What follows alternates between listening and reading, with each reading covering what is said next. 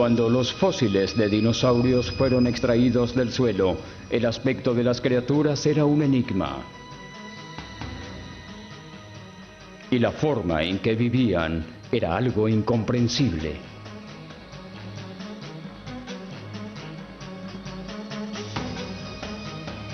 Pero desde Argentina a Wyoming, los grandes descubrimientos y los pensamientos osados sugieren que esas antiguas criaturas eran más rápidas, más ágiles y más complejas de lo que se imaginaba. 65 millones de años después de que los últimos dinosaurios desaparecieron, son más populares que nunca. Han escapado de los museos, han invadido nuestra cultura popular, generando un renacimiento de los dinosaurios.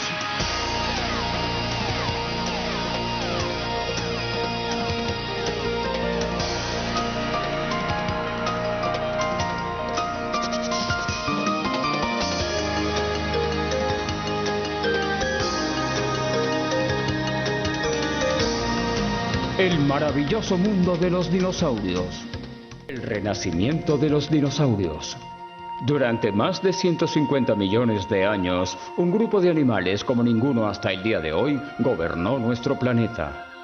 Los dinosaurios. Su gran popularidad demanda que los entendamos. Pero sus restos están en silencio.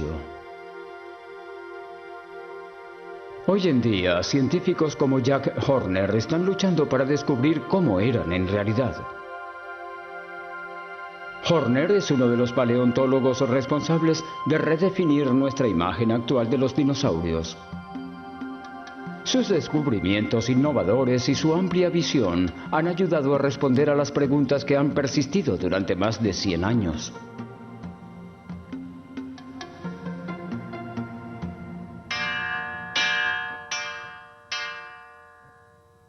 Su condición de pionero atrae a voluntarios de todas partes de los Estados Unidos a Montana para su rápido curso sobre excavar dinosaurios.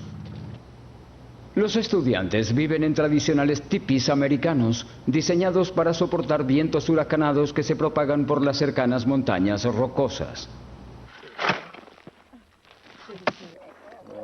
Horner cree que el foco de la paleontología está cambiando. En lugar de conformarnos con saber cómo eran los dinosaurios, necesitamos saber cómo vivían. En los viejos tiempos, la gente buscaba piezas para exhibirlas, buscaban cosas para llevar a los museos, así que salían en busca de algo grande para encontrar el dinosaurio. Lo desenterraban, lo traían de vuelta, lo preparaban, lo exhibían y luego iban a buscar otro. Pero no estaban haciendo ciencia. Es decir, era algo que correspondía más con el espíritu de P.T. Barnum. Hoy en día, creo que la mayoría de nosotros nos interesa saber cómo vivían los dinosaurios. En la década de 1970, la investigación de Horner lo llevó al debate sobre la relación entre los dinosaurios y las aves. Un tema que molestaba a los paleontólogos casi desde el comienzo de la ciencia. Ya en 1839, los dinosaurios fueron clasificados como reptiles a pesar de que algunos tenían huesos en la cadera como las actuales aves. No se habló mucho de la similitud hasta 1861, cuando un fósil sorprendente fue sacado de una cantera alemana. Se le llamó Archaeopteryx. Parecía un pequeño dinosaurio, pero con una diferencia importante: tenía plumas. Más tarde, algunos científicos lo declararon el eslabón perdido entre las aves y los dinosaurios. Sin embargo, otros refutaron la idea, ya que carecía de la especializada clavícula y una espoleta, consideradas como el rasgo fundamental de las aves y sus antepasados. La teoría de las aves dinosaurios acumuló polvo académico durante 100 años. En 1978, Horner encontró una fuerte evidencia para disipar todo casi por completo. Un encuentro casual en una tienda de fósiles de Montana lo llevó al descubrimiento de toda una vida. Horner y un colega estaban en su primer año como excavadores cuando se detuvieron en una pequeña tienda de fósiles en Bynum, Montana, no muy lejos de la frontera con Canadá. Los propietarios estaban encantados cuando Horner fue capaz de identificar algunos de los fósiles en exhibición. Los huesos que había encontrado resultaron ser de un gran dinosaurio, Pico de Pato. Y cuando salía de la tienda, me dijo, por cierto, hay un par de pequeños huesos aquí que me gustaría que vieras. Sacó 2 huesos pequeños, los cuales inmediatamente reconocí como huesos de cría de dinosaurios con pico de pato. Horner se sorprendió. Sabía lo increíblemente extraños que eran los huesos de la cría de dinosaurio y cuánto podría aprender si encontraba más. Los dueños de la tienda decidieron cerrar temprano y llevar a los buscadores de dinosaurios hasta donde se habían encontrado los huesos. En los pastizales, justo al este de las montañas rocosas, le mostraron a Horner de dónde lo sacaron. Ese se convertiría en el lugar del que surgiría la mayor parte de su futura investigación. Procedió a descubrir numerosos huesos de crías de dinosaurios enterrados en una depresión en forma de cuenco, lo que determinó que era un nido. Fue un hallazgo histórico. El primer nido de crías de dinosaurios que se haya descubierto. Es más, los huesos pertenecían a una especie de dinosaurios de pico de pato hasta ahora desconocida. Cerca de allí descubrió cientos de depresiones más en forma de cuenco y se dio cuenta de que había encontrado toda una zona de anidación. Muchos de ellos tenían huevos fosilizados. Llamó a ese nuevo lugar la montaña de los huevos. Anteriormente, solo una vez se encontraron huevos de dinosaurios y nidos en esa capa. En 1923, el Museo Americano de Historia Natural de Nueva York envió al extravagante Roy Chapman Andrews a una magnífica expedición hasta el desierto de Gobi, en Mongolia. En la expedición se encontraron un total de 50 huevos, individuales y en nidos. Envolvieron sus tesoros en pelo de camello y los cargaron en cajas para llevarlos a casa.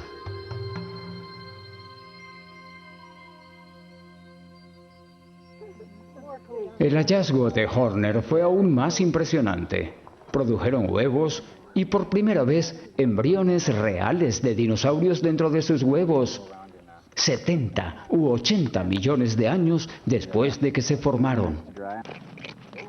Los descubrimientos le dieron la oportunidad de estudiar el desarrollo de los dinosaurios como embriones, crías y adultos. Gran parte de su investigación se centró en una pregunta. Después de incubar a los dinosaurios, ¿estos actúan más como pájaros o como reptiles? Los reptiles salen del huevo con las piernas fuertes y son capaces de valerse por sí mismos de forma inmediata. Pero las aves recién nacidas son demasiado débiles para cuidar de sí mismas. Uno de los padres debe permanecer en el nido para alimentarlas hasta que puedan valerse, una significativa diferencia de comportamiento. Horner sospecha que al menos algunos dinosaurios cuidaban a sus pequeños como lo hacen los pájaros. Buscó evidencias en los huevos y los huesos de las crías. Los huevos fueron depositados en grupos y a menudo esto necesitaba de mucha fuerza para liberarlos de la roca circundante.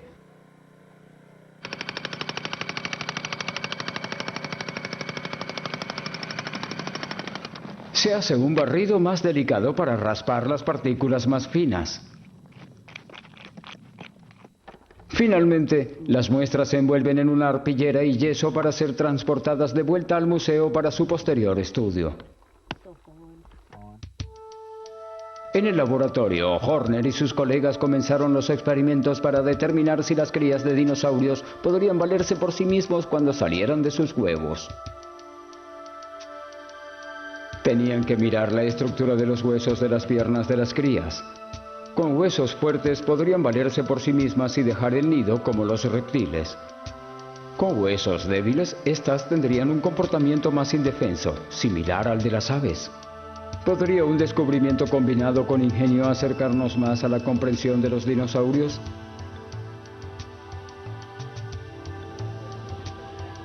Ya lo veremos. Cada descubrimiento profundiza nuestro conocimiento sobre cómo eran realmente los dinosaurios y va más allá de la ciencia. Mientras más aprendan los expertos en dinosaurios sobre esas extrañas criaturas, más fascinantes se convierten para el público. En todo el mundo, cientos de museos exhiben miles de fósiles de dinosaurios para satisfacer el creciente interés. Y si la gente no puede ir al museo, el museo podría ir a ellos. La Dino Fest Internacional es una exposición anual de dinosaurios y de vida antigua de todo el mundo. En 1996, en un periodo de 2 semanas, cerca de 200.000 personas acudieron a ver cómo la prehistoria cobraba vida. A ellos se unieron expertos en dinosaurios de renombre mundial, artistas y comerciantes. La Dino Fest fue idea del paleontólogo Don Wahlberg de la Academia de Ciencias Naturales de Filadelfia. Aquí tenemos extraordinarios animales de todas partes. Por primera vez tenemos dinosaurios de todos los continentes. Así que la gente está interesada en los maravillosos animales procedentes de China, de Canadá, de los Estados Unidos y por supuesto el tiranosaurio Rex, que es extremadamente popular e impopular. Algunos niños le temen. En la película Parque Jurásico, que tuvo la mayor recaudación de dinero de todos los tiempos, vemos a niños y adultos asustados. Sotheby's, Nueva York, sábado 4 de octubre de 1997. Sotheby's puso en subasta en Nueva York a Zoo, el más completo esqueleto de tiranosaurio encontrado hasta el momento. Tyrannosaurus Rex. $700.000 por allá. Ahora $800. Llegamos a 900. $900 ahora. $1 millón. 1.5 ahora. 5.5. 5.6. 5.7. Eso es lo más alto. Por allá. 7.6 millones. Por allá, 7.6 millones. ¿Alguien da más? ¿Alguien da más? Vendido por 7.6 millones. Vendido por 7.6 millones. El postor más alto fue el Museo Field de Chicago. Por un solo ejemplar pagó $7.6 millones. Nunca antes se pagó tanto por un dinosaurio.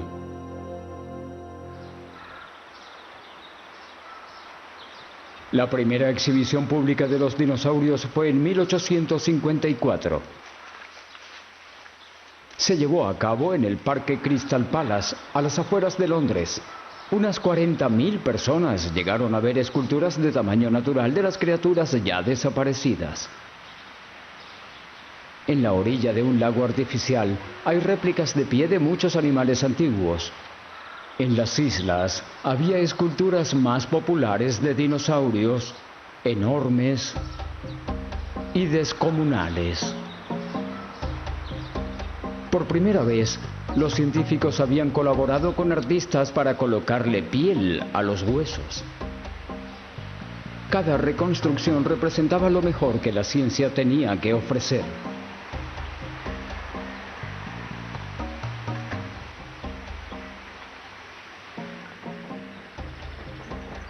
Fue emocionante y un poco extraño para un público que acababa de acostumbrarse a la idea de la extinción. Volver a crear esculturas tridimensionales a partir de los huesos de animales extintos había sido un reto impresionante. El escultor inglés Benjamin Hawkins fue contratado para construir las criaturas bajo la supervisión de los científicos. Pero muy pocos huesos de dinosaurios habían sido encontrados en 1853, por lo que las esculturas requirieron de algunas conjeturas. Hawkins utilizó una mezcla de criaturas como sus modelos: lagartos, cocodrilos y rinocerontes. Cuando se encontraron los primeros huesos, la idea de la extinción y la edad de la Tierra eran prácticamente desconocidas. Nadie sabía de dónde podían provenir los huesos o qué edad tenían. Pero el trabajo de unos pocos científicos pronto proporcionó una explicación.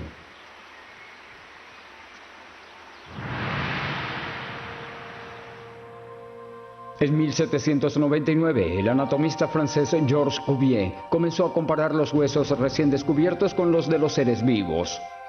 Observó similitudes y declaró que los huesos eran muy viejos y que los animales de los que procedían ya no existían.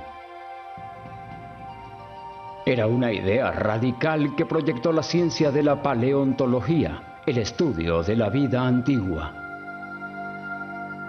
En 1818, William Buckland, profesor de Oxford, aplicó las ideas de Cuvier a una parte de un esqueleto que encontró en una cantera inglesa. Notó la similitud con los huesos de los reptiles actuales y llamó a esta nueva criatura megalosaurio o lagarto grande. 5 años más tarde, el doctor inglés Gideon Mantel encontró una enorme mandíbula. Los dientes se asemejaban a los de una iguana, por lo que la llamaron iguanodon. A medida que más descubrimientos salieron a la luz, en 1841 el anatomista inglés Richard Owen publicó un artículo en el que clasifica estas nuevas criaturas en un solo grupo llamado Dinosauria, que significa lagartos terribles. Al otro lado del Atlántico, el conocimiento sobre los dinosaurios creció con el descubrimiento de más fósiles. Como los colonos inundaron el oeste de Estados Unidos en la década de 1870, comenzaron a aparecer fósiles en los sedimentos expuestos de las regiones secas y áridas, denominadas tierras baldías. Pronto, los museos en el este enviaron exploradores a Wyoming y Montana para buscar dinosaurios. Volvieron con nuevos y mucho más completos especímenes, mejores que los encontrados antes. A medida que las excavadoras traían una nueva especie de dinosaurio uno tras otro, los científicos competían para clasificarlos y para nombrarlos. El trabajo se convirtió en una obsesión para los paleontólogos Othniel Charles March de Yale y Edward Drinker Cope de la Academia de Ciencias Naturales de Filadelfia. Ambos eran extremadamente ambiciosos y buscaban lo mismo: superarse uno a otro mediante el descubrimiento y la identificación de la mayoría de los dinosaurios.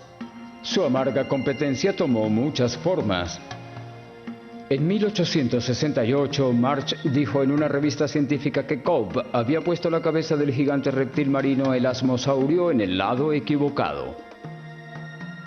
Mortificado por su error y enfurecido por March, Cope intentó comprar todas las copias de la revista antes de que llegaran a sus compañeros. Cuando se descubrió un nuevo yacimiento de fósiles en 1877 en Como Bluff, Wyoming, tanto Cope como March enviaron cuadrillas para fijar su búsqueda. Los buscadores rivales se dice que participaron en peleas, incluso rompiendo fósiles en el campo contrario.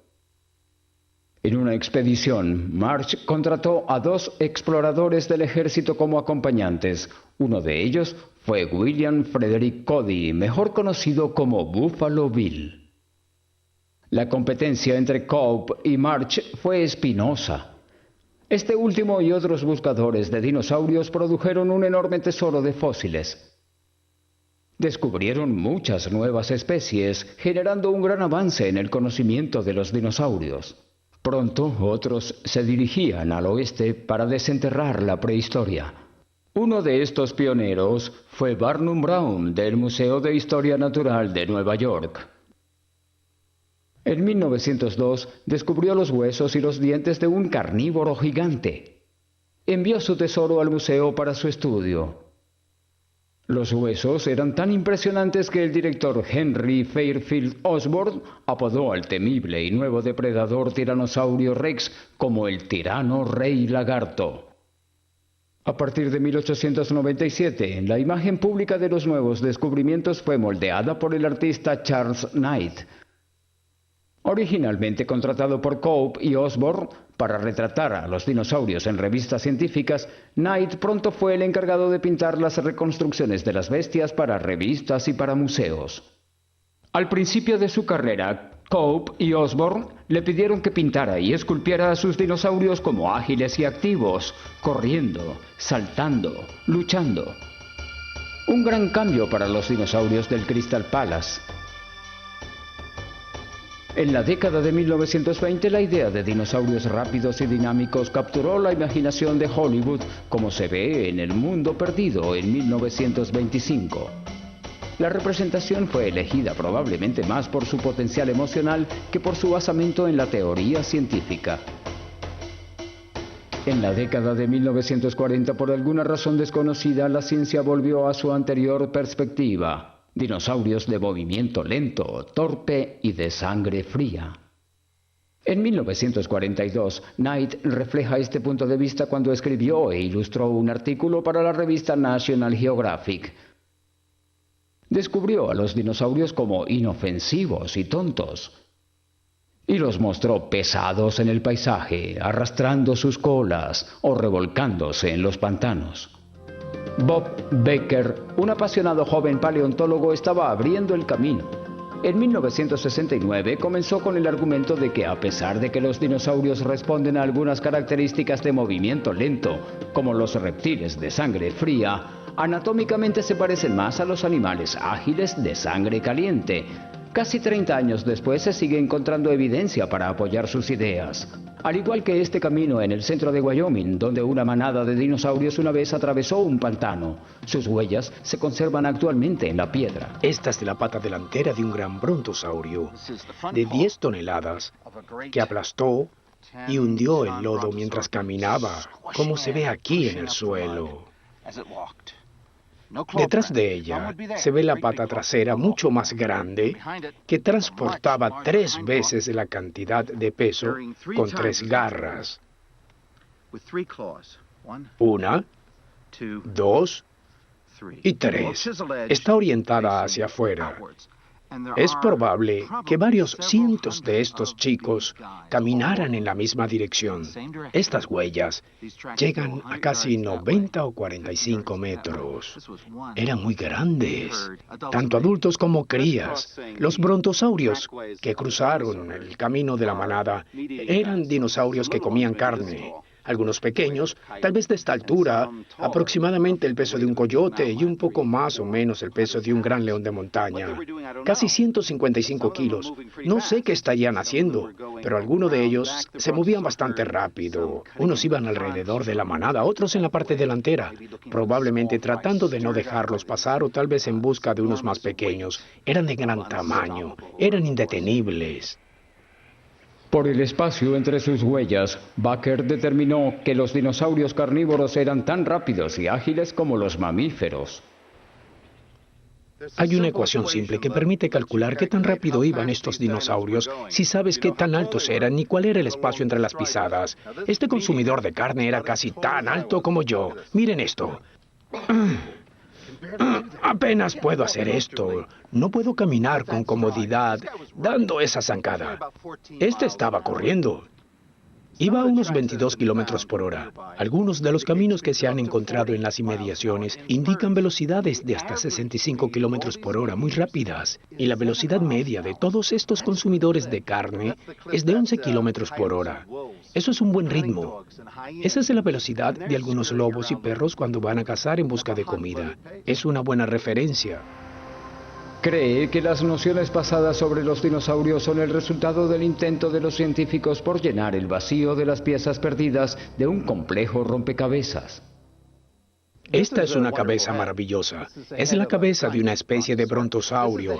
Es la que tienen todos los brontosaurios en las grandes películas como King Kong y El Mundo Perdido, original de 1925. Es enorme. Tiene dientes enormes para triturar las plantas y las hojas. Unas grandes fosas nasales para ulular. Ojos bastante grandes. Es maravillosa. Cuando armé el esqueleto del brontosaurio en Nueva York, este maravilloso esqueleto de Wyoming tenía una cabeza maravillosa pero la equivocada. ¿Cómo los expertos en dinosaurios colocaron la cabeza equivocada en el brontosaurio? Cuando los grandes dinosaurios se extinguieron, a menudo sus restos fueron destruidos por los carroñeros o esparcidos por las inundaciones. Si a eso le añadimos millones de años en una tierra cambiante, es fácil ver por qué la cabeza y el cuerpo a menudo se separan. La zona de búsqueda de Baker está en Como Bluff, en el centro de Wyoming. Vuelve cada verano para buscar más restos de dinosaurios. Se ha unido a los grupos de estudiantes graduados con la esperanza de dejar su huella en el campo. Probablemente tienen poco que mostrar después de un largo día en el calor sofocante. Pero la posibilidad los impulsa. Tienen la oportunidad de descubrir un nuevo dinosaurio, un cráneo completo o un esqueleto. Si tienen suerte, sus hallazgos se sumarán a la riqueza en aumento de fósiles que se inició a principios de 1800. A medida que la evidencia se acumula, se forman nuevas teorías y se desechan las viejas. De monstruos lentos a corredores en posición vertical, de pies ligeros de sangre fría a los de sangre caliente, los dinosaurios siguen fascinando, y nuestra imagen de ellos se hace más clara. Mientras Baker fue redefiniendo nuestras ideas acerca de estas criaturas, Jack Horner estaba en su laboratorio develando el misterio más grande de todos.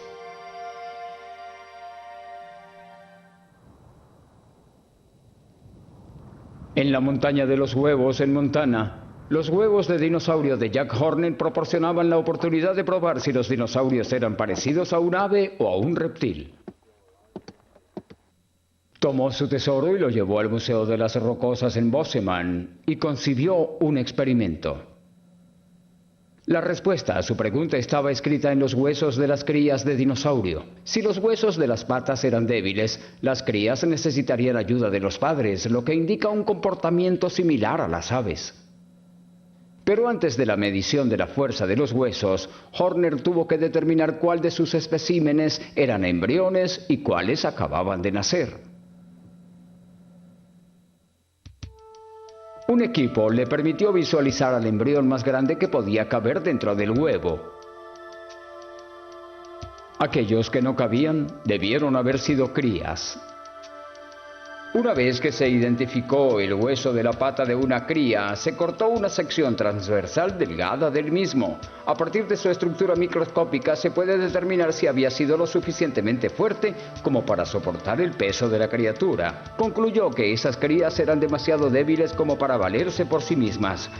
Dependían del cuidado de sus padres, un comportamiento similar al de las aves del que nunca se escuchó hablar.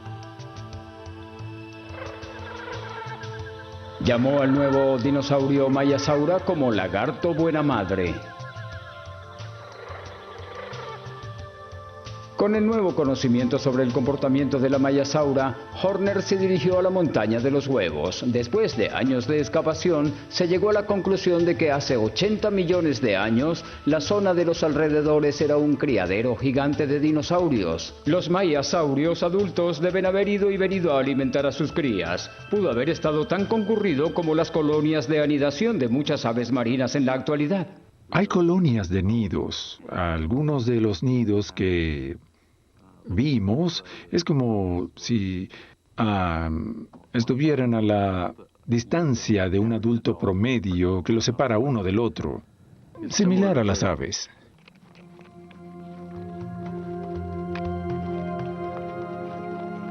A partir del estudio de los sedimentos cercanos, Horner cree que la montaña de los huevos fue una vez una antigua isla rodeada por un lago poco profundo, lo que ayudó a proteger a las crías de los depredadores. Los dinosaurios pudieron haber cruzado a la isla para poner sus huevos y se ocuparon de sus crías hasta que fueron lo suficientemente fuertes como para partir.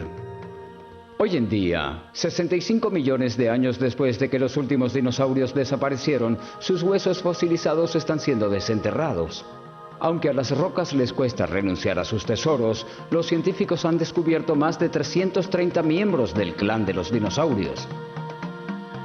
En promedio, un nuevo tipo de dinosaurio se nombra cada 7 semanas. A los pies de las montañas de los Andes en Argentina se encuentra un paisaje agreste y árido conocido como Isigualasto, en inglés el Valle de la Luna. Hace 230 millones de años, esto era un bosque denso y sombrío. Desde él acechaban pequeñas pero amenazantes criaturas, los primeros dinosaurios que se conocieron. El secreto de su dominación está enterrado aquí junto a sus huesos.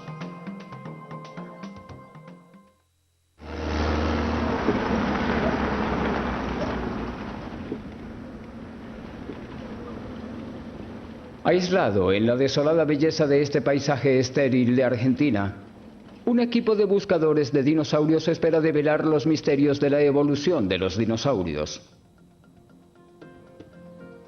Ishigualasto, el Valle de la Luna, es una de las canteras de fósiles más productivas del mundo. La erosión causada por el viento y la lluvia, combinada con un clima seco estacional, han puesto de manifiesto las capas de sedimento que se remontan a casi 300 millones de años. Desde el campamento en el centro, a cerca de 130 kilómetros de la ciudad más cercana, el equipo hace expediciones diarias a otras partes de la región de 425 millones de metros cuadrados, dirigido por el paleontólogo estadounidense William Seal de la Universidad de San Juan, en Argentina. Seal ha explorado este valle durante 25 años. Es uno de los mejores lugares del mundo para estudiar las raíces de la evolución de los dinosaurios y entender lo que hizo únicos a los dinosaurios entre las otras criaturas del planeta. Este valle es casi el único lugar del mundo donde se tienen una secuencia completa de sedimentos que tienen fósiles en ellos y que muestra la historia del origen de los dinosaurios. Eso es muy raro, muy difícil de encontrar. Descendiendo a través de uno de los muchos cañones del valle, Seal y sus colegas se remontan a millones de años. Cada capa de sedimento que los rodea fue colocada en un momento diferente de la historia de la Tierra. Para entender por qué los dinosaurios llegaron a dominar, tienen que buscar en sedimentos de unos 230 millones de años. Es el primero de los 3 períodos geológicos en los que vivían los dinosaurios, conocidos como el Triásico. Duró desde 248 a 205 millones de años. El período medio en el Jurásico, de hace 205 a 144 millones de años, fue dominado por los dinosaurios más grandes, conocidos como los saurópodos. El último período fue el Cretácico, que comenzó hace 144 millones de años y dio lugar al Tiranosaurio Rex, al Triceratops y al Velociraptor. Luego, hace 65 millones de años, el Cretácico terminó y los dinosaurios desaparecieron misteriosamente. Los dinosaurios ya se estaban convirtiendo en la especie dominante a mediados del Triásico. Para descubrir el mundo tal como existía cuando aparecieron por primera vez, Seal cavó en los sedimentos justo antes de ese momento. Las criaturas dominantes en ese período anterior eran reptiles que habían comenzado a adquirir algunas de las características de los mamíferos de hoy en día. En el Valle de la Luna, uno de los más comunes de estos mamíferos parecidos a reptiles era el cinodonte. Este es el cráneo de un cinodonte, uno de los reptiles parecidos a los mamíferos, muy común aquí, posiblemente un omnívoro, quizás vegetariano. Cuando nos fijamos en el cráneo, nos encontramos con ellos y no se parece mucho al principio, pero si se mira de cerca se puede ver el contorno de los ojos.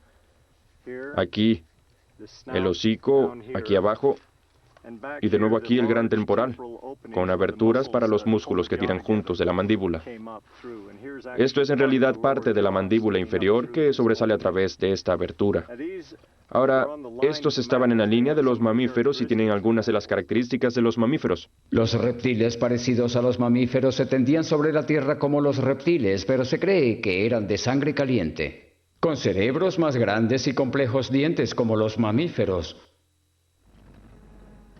Parecían estar bien en su camino a convertirse en animales dominantes como lo son los mamíferos hoy. Aquí, los fósiles de reptiles parecidos a mamíferos son casi inexistentes. En su lugar se encuentran los huesos de un nuevo tipo de criatura, el dinosaurio. ¿Qué sucedió? Parte de la respuesta proviene de uno de los primeros dinosaurios que se encontraron aquí, el herrerasaurio, que data de hace 225 millones de años. Tenía todas las herramientas necesarias para derrotar a sus rivales, los reptiles parecidos a mamíferos. Era un carnívoro de 225 kilogramos con 3 metros de largo. Lo más notable eran sus piernas. Sus únicas articulaciones, rodilla y cadera, le permitieron moverse sobre 2 patas. Una postura bípeda que le dio la agilidad y la velocidad para superar a los más bajos, los reptiles parecidos a mamíferos. Tenía libres sus patas delanteras. Sus extremidades anteriores las utilizaban para sujetar, romper y desgarrar a la presa.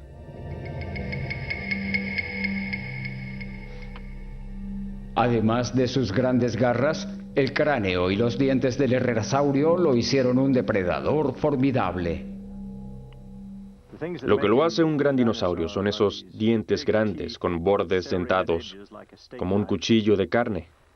Y por supuesto la principal característica es que esta articulación de la mandíbula es secundaria aquí.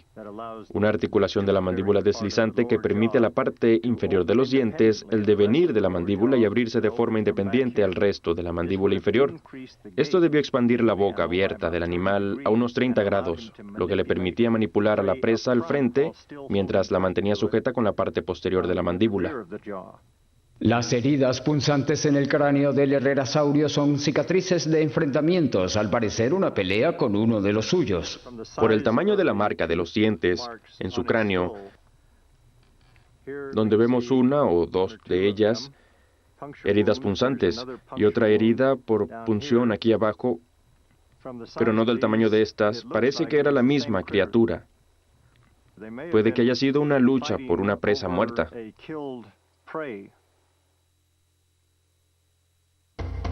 En el momento en que se descubrió, el herrerasaurio era el dinosaurio más primitivo que se había encontrado. Pero dado que tenía características similares a otros dinosaurios carnívoros posteriores ya estudiados, podía no haber sido el primero. En cambio, se cree que ha sido una etapa muy temprana en la evolución de los dinosaurios carnívoros como el Tiranosaurio Rex.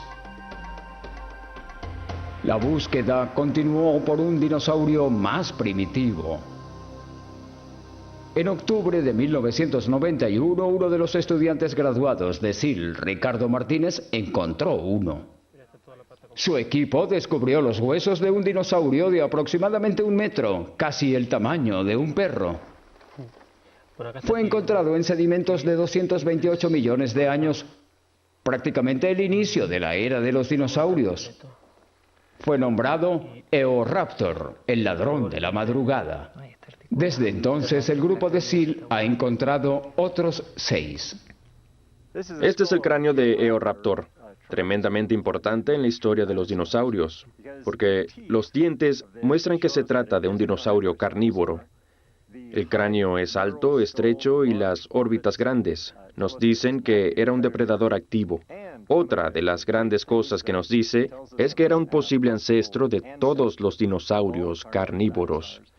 Es una incipiente articulación maxilar y una segunda articulación que le permite manipular a una presa. Esa es una característica importante de todos los dinosaurios carnívoros. Pero también tiene características primitivas en el paladar. Todavía tienen los viejos dientes primitivos. Así que aquí tenemos lo que considero un ancestro ideal de los dinosaurios carnívoros posteriores. Al vivir justo antes del herrerasaurio, el Eoraptor tenía características similares, incluyendo una postura bípeda y dientes de sierra. Sin embargo, su articulación deslizante de la mandíbula estaba mucho menos desarrollada. Aún así, SEAL cree que fue un depredador amenazante que podía dominar a los reptiles parecidos a mamíferos. Era rápido, ágil y probablemente muy feroz como los cocodrilos y aves de hoy en día. ¿Han visto a un gallo? ¿O se pueden imaginar a un avestruz como un depredador muy feroz con grandes dientes y garras en vez de alas, persiguiendo a un cerdo u otro animal a través de las llanuras? Eso es probablemente lo más cerca que podemos llegar a visualizar al Eoraptor como un depredador. El Eoraptor tiene características similares al herrerasaurio, pero es más primitivo.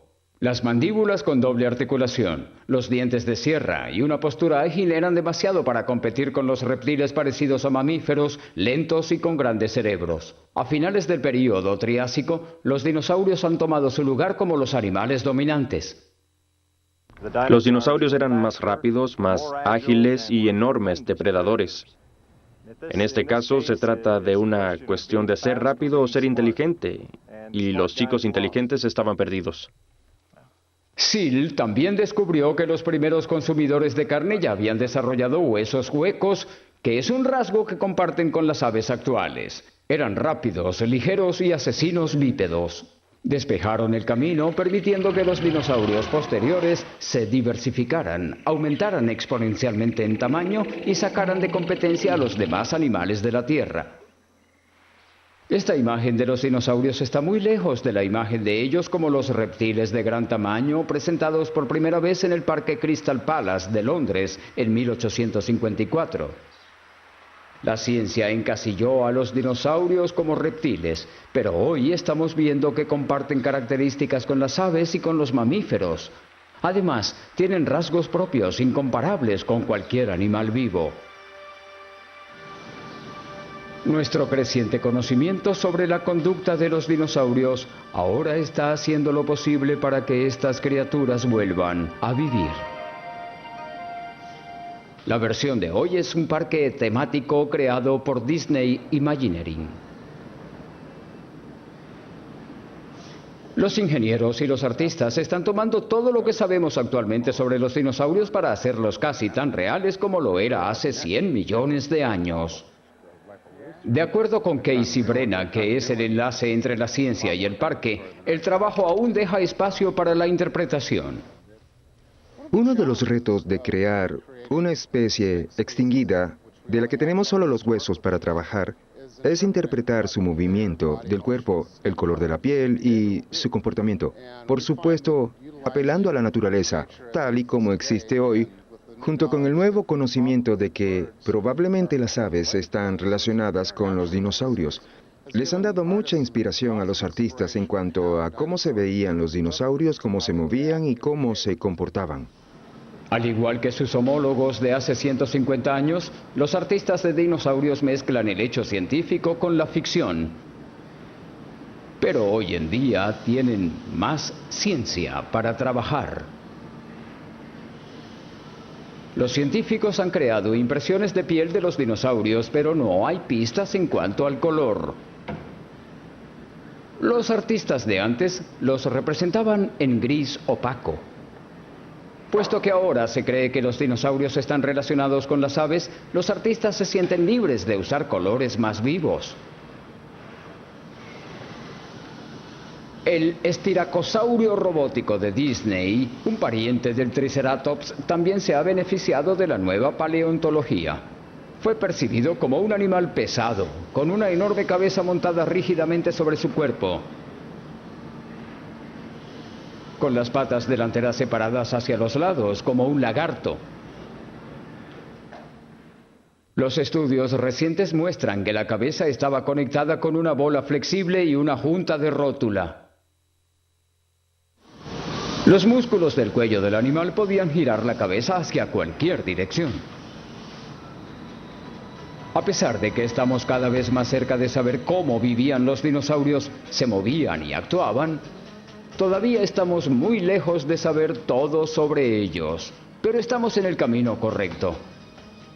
Los científicos del siglo XIX expandieron en gran medida la ciencia de los dinosaurios. Más recientemente, hombres como Jack Horner y Robert Bakker han hecho lo mismo. Inevitablemente, los descubrimientos y las teorías de hoy serán disputadas en el futuro. Sin embargo, una de las nuevas ideas es probable que no cambie. Lejos de ser gigantescos reptiles, los dinosaurios eran una de las criaturas más complejas, diversas y capaces que jamás hayan existido.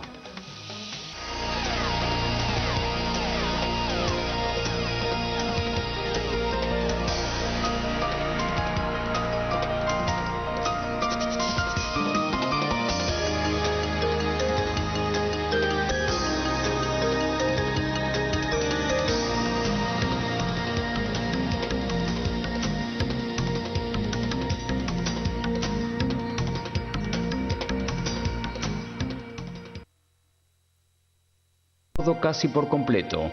Un encuentro casual en una tienda de fósiles de Montana lo llevó al descubrimiento de toda una vida.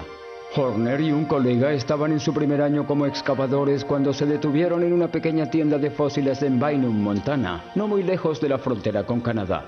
Los propietarios estaban encantados cuando Horner fue capaz de identificar algunos de los fósiles en exhibición. Los huesos que había encontrado resultaron ser de un gran dinosaurio, Pico de Pato. Y cuando salía de la tienda, me dijo, por cierto, hay un par de pequeños huesos aquí que me gustaría que vieras. Sacó 2 huesos pequeños, los cuales inmediatamente reconocí como huesos de cría de dinosaurios con pico de pato. Horner se sorprendió. Sabía lo increíblemente extraños que eran los huesos de la cría de dinosaurio y cuánto podría aprender si encontraba más. Los dueños de la tienda decidieron cerrar temprano y llevar a los buscadores de dinosaurios hasta donde se habían encontrado los huesos. En los pastizales, justo al este de las montañas rocosas, le mostraron a Horner de dónde lo sacaron. Ese se convertiría en el lugar del que surgiría la mayor parte de su futura investigación.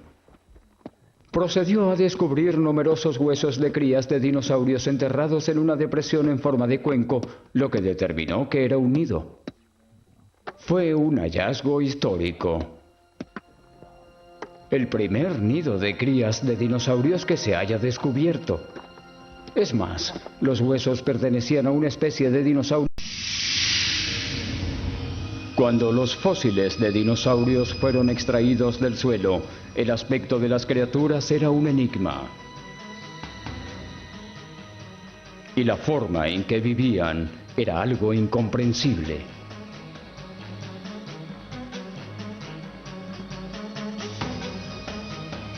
Pero desde Argentina a Wyoming, los grandes descubrimientos y los pensamientos osados sugieren que esas antiguas criaturas eran más rápidas, más ágiles y más complejas de lo que se imaginaba. 65 millones de años después de que los últimos dinosaurios desaparecieron, son más populares que nunca. Han escapado de los museos, han invadido nuestra cultura popular, generando un renacimiento de los dinosaurios.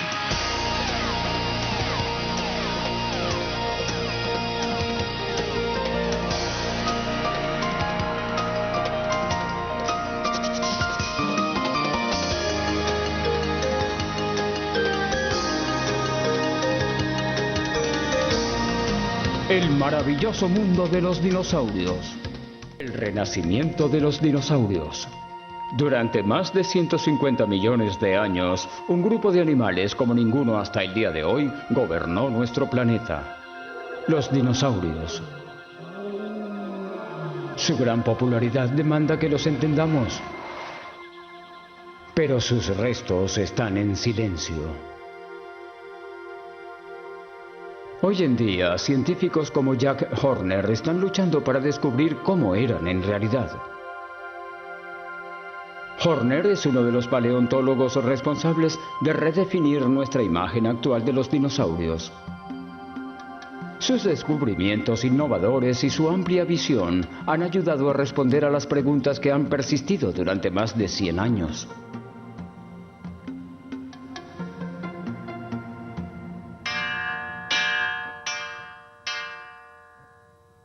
Su condición de pionero atrae a voluntarios de todas partes de los Estados Unidos a Montana para su rápido curso sobre excavar dinosaurios. Los estudiantes viven en tradicionales tipis americanos, diseñados para soportar vientos huracanados que se propagan por las cercanas montañas rocosas. Horner cree que el foco de la paleontología está cambiando. En lugar de conformarnos con saber cómo eran los dinosaurios, necesitamos saber cómo vivían. En los viejos tiempos, la gente buscaba piezas para exhibirlas, buscaban cosas para llevar a los museos, así que salían en busca de algo grande para encontrar el dinosaurio. Los dios de pico de pato hasta ahora desconocida. Cerca de allí descubrió cientos de depresiones más en forma de cuenco, y se dio cuenta de que había encontrado toda una zona de anidación. Muchos de ellos tenían huevos fosilizados. Llamó a ese nuevo lugar la montaña de los huevos. Anteriormente, solo una vez se encontraron huevos de dinosaurios y nidos en esa capa. En 1923, el Museo Americano de Historia Natural de Nueva York envió al extravagante Roy Chapman Andrews a una magnífica expedición hasta el desierto de Gobi, en Mongolia. En la expedición se encontraron un total de 50 huevos, individuales y en nidos. Envolvieron sus tesoros en pelo de camello y los cargaron en cajas para llevarlos a casa.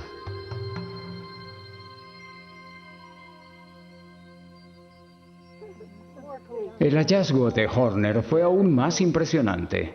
Produjeron huevos y por primera vez embriones reales de dinosaurios dentro de sus huevos, 70 u 80 millones de años después de que se formaron. Los descubrimientos le dieron la oportunidad de estudiar el desarrollo de los dinosaurios como embriones, crías y adultos. Gran parte de su investigación se centró en una pregunta. Después de incubar a los dinosaurios, ¿estos actúan más como pájaros o como reptiles? Desenterraban, lo traían de vuelta, lo preparaban, lo exhibían y luego iban a buscar otro. Pero no estaban haciendo ciencia. Es decir, era algo que correspondía más con el espíritu de P.T. Barnum. Hoy en día, creo que la mayoría de nosotros nos interesa saber cómo vivían los dinosaurios. En la década de 1970, la investigación de Horner lo llevó al debate sobre la relación entre los dinosaurios y las aves. Un tema que molestaba a los paleontólogos casi desde el comienzo de la ciencia. Ya en 1839, los dinosaurios fueron clasificados como reptiles a pesar de que algunos tenían huesos en la cadera como las actuales aves. No se habló mucho de la similitud hasta 1861, cuando un fósil sorprendente fue sacado de una cantera alemana. Se le llamó Archaeopteryx. Parecía un pequeño dinosaurio, pero con una diferencia importante: tenía plumas. Más tarde, algunos científicos lo declararon el eslabón perdido entre las aves y los dinosaurios.